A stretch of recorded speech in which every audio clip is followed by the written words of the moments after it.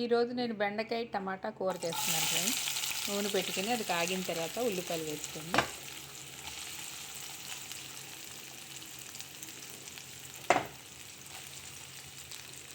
ఉల్లిపాయలు పచ్చిమిరపకాయలు కొంచెం మగ్గిన తర్వాత బెండకాయలు వేసుకుందాం.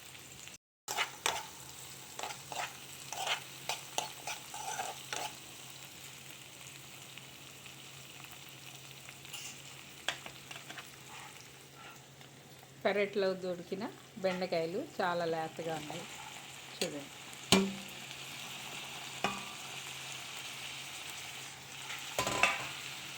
ఇది జస్ట్ ఎక్కువ మగ్గక్కర్లేదు, కొంచెం మగ్గితే సరిపోతుంది. చూడండి, చిన్న చిన్న బెండకాయలు,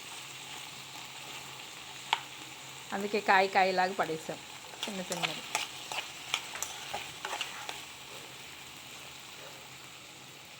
ఇలా మగ్గుతున్న బెండకాయల్లో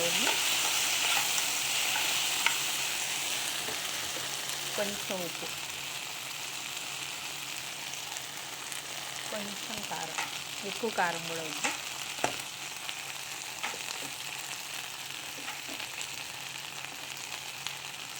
కొంచెం పసుపు, ఈ 3 వేసి పెట్టండి.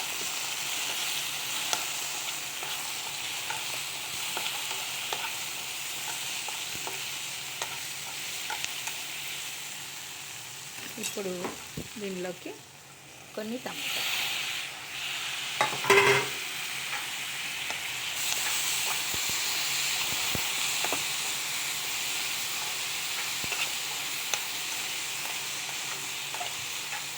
కొంచెం టమాటాలు మగ్గేంత వరకు మూత పెట్టుకున్నాను. ఇలా మగ్గుతున్న బెండకాయలని, టమాటాలు కొంచెం మగ్గినాయి కదా, ఇప్పుడు కొంచెం పుల్లగా బాగుంటుంది కాబట్టి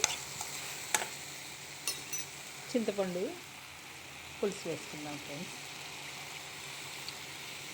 కొంచెం ఎక్కువ అక్కర్లేదు, బెండకాయ ఊరికే మగ్గిపోతుంది.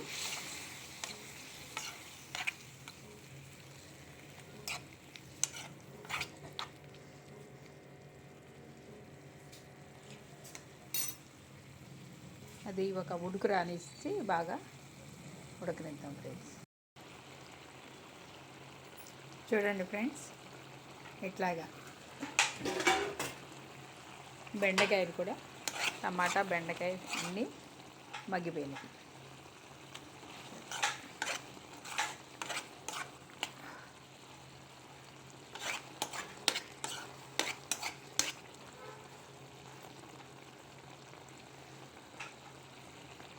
ఫ్రెండ్స్, ఇట్లాగా మనం బెండకాయ కూరని టమాటా వేసి దగ్గరగా చేసుకుంటే చాలా రుచిగా చిక్కగా, చూడండి ఎలా మగ్గిపోయినాయి. చిన్న చిన్న కాయలే కదా, అందుకని చక్కగా మగ్గిపోయినాయి.